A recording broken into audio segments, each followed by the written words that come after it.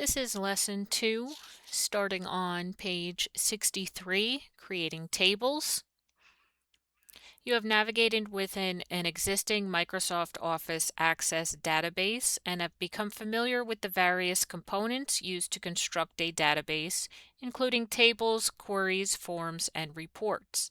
Now you will create your own Access 2019 database, starting out by planning the database design. Then you will create a database file in tables and populate those tables with data. In this lesson, you will plan the design of an Access database, create an Access database, create a new table, and establish table relationships. So this first topic is actually just going to be reading through our textbook to talk about database design. So topic A on page 64 is planning an Access database. You will invest significant time setting up an Access database's structure and populating it with data. Before you start performing these tasks, you should plan what you'll store in the database and how you'll store it.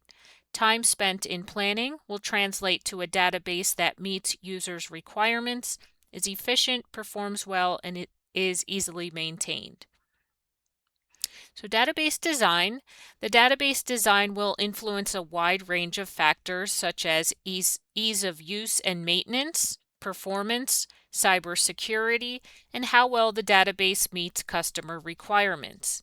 As you gain experience creating and using databases, you'll develop a better understanding of what works well and what doesn't. Spending adequate time planning your database's conceptual design, which is the process of modeling, before you start building it will ensure you have the information you need to create the database and that the database performs well.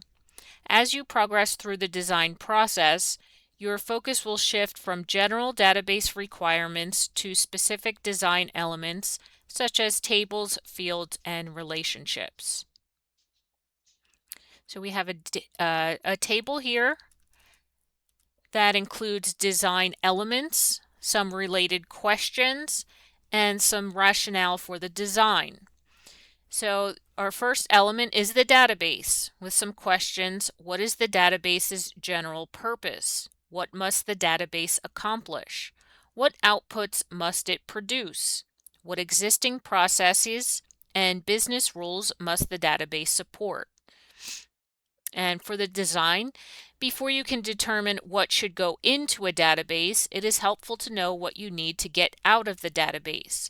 For example, a monthly report listing customers who owe payment on a booking, or maybe a quarterly report of total revenue from a particular cabin minus the maintenance cost. Our next element, tables. What types of concepts must be represented in the database? In general, each concept that must be represented, for example, the cabin's customers, contractors, will correspond to a table in the database. Next, we have our fields. What attributes must be represented about each concept stored within a table? The fields determine what specific pieces of information you can store and retrieve. Can be used to establish a record's identity, can be used to establish table relationships, and can be used to filter, sort, and search for records. Our next element, relationships. What fields will be used to establish relationships between tables? Table relationships affect the database's performance, flexibility, and quality of information. When you plan relationships, you may find you need to go back and revise your tables and fields. In some cases, you may need to create additional fields or tables specifically for the purpose of representing relationships. On page 65, we have some qualities resulting from good database design.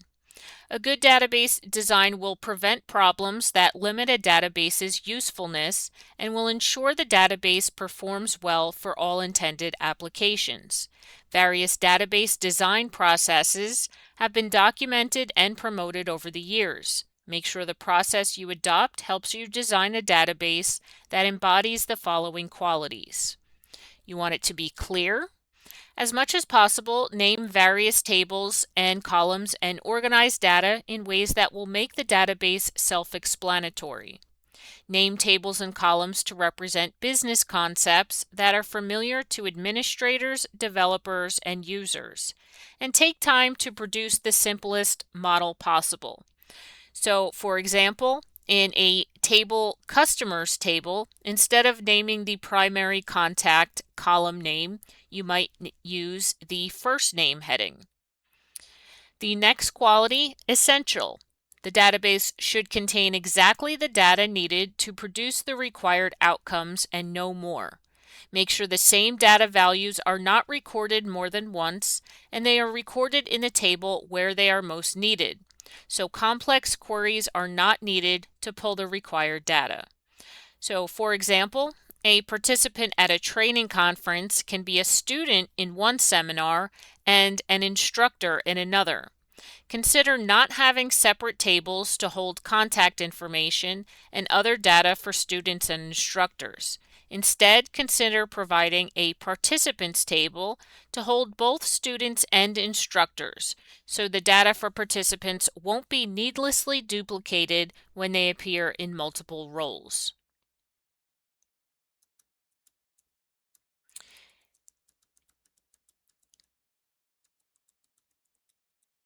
Next, we have cooperative. If the database will work in cooperation with another database used by the organization, then design the databases to be compatible. If a certain part number scheme is used in one database, then use the same part number scheme in the other database.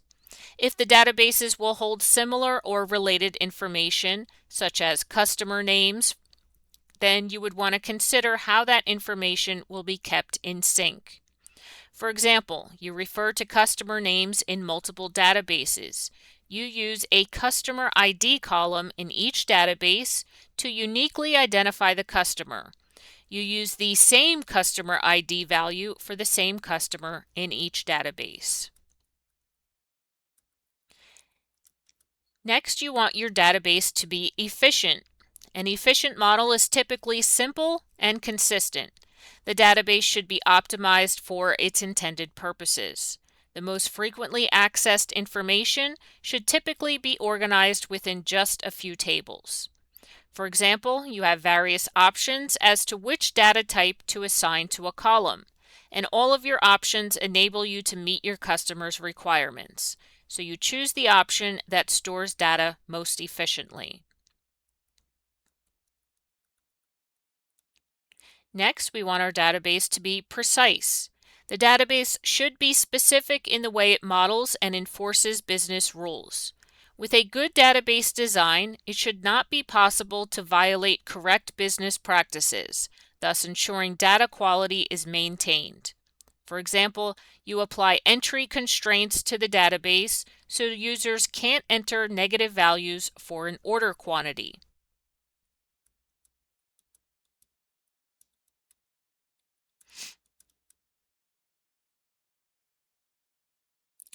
Next, you want your database to be flexible. Invest time to consider future needs. The more flexible you design the database to be beforehand, the less likely you'll need to change the database design later.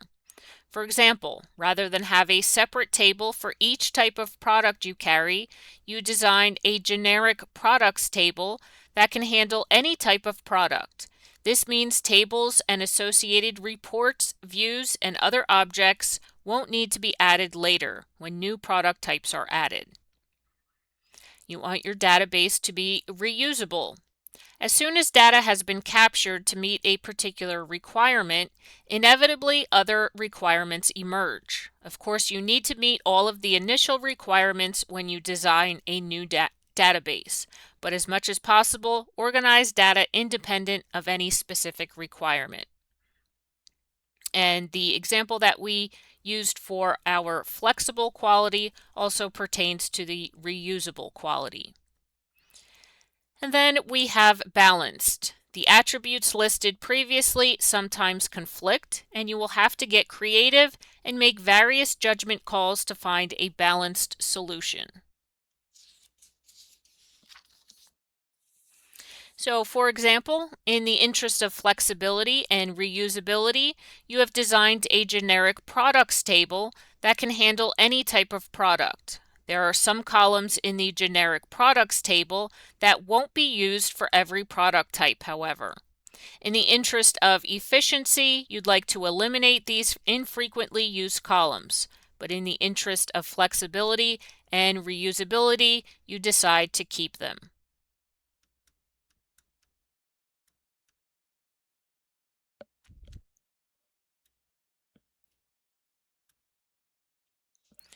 And some guidelines for planning a new database.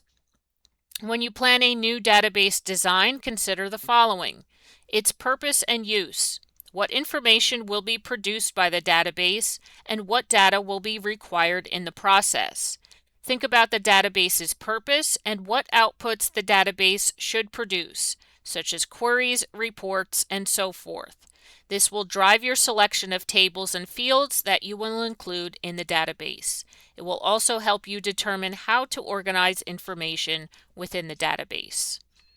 Concepts. What concepts will you need to represent in the database? This will drive your choice of the various entities you will represent as individual tables. Try not to mix concepts. Rather, represent them in separate tables.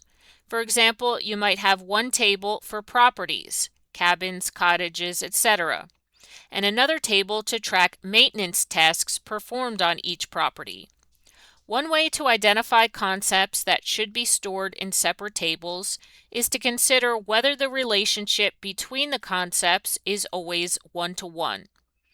For example, a particular cabin will only have one address, so it is reasonable to store the cabin's address within the table you're using to hold information about the property. On the other hand, a cabin may have more than one reservation associated with it for different dates and possible different customers, so reservations is probably another table. Data. What data do you need to include in each table? When thinking about what should go into each table, you need to think about what you want to get out of each table. You also need to consider what type of data each field should contain. Sources. Where will data in the database come from? There may be various sources for data that will go into your database, such as user-entered data, data extracted from other databases, and tables of lookup information that never changes or changes infrequently, such as tax tables. Some information may be pulled from other sources on the fly, from a source on the web, for example, and won't need to be brought directly into the database. Some data can be calculated based on data in the database and therefore doesn't need to be stored at all. Identification. Which fields are essential for each record and serve to make the record unique? This will drive selection of the primary key fields in each table and the fields used to establish table relationships. Relatedness. Which fields should appear in multiple tables so you can establish table relationships? You've nicely divided information into different tables. By using fields of common information, such as cabin ID or customer ID, you can establish a relationship between information in different tables. In some cases, you might have fields that naturally lend themselves to this purpose, such as product code or SKUs. In other cases, you may have to create a unique ID field solely for this purpose. And lastly, efficiency and performance. How will you ensure you have required data, minimize duplication of data, and promote maintainability, efficiency, and performance? Methods such as data normalization will help you accomplish this. So in our next video, you'll just be answering some questions, and this will be Activity 2.1 on page 68.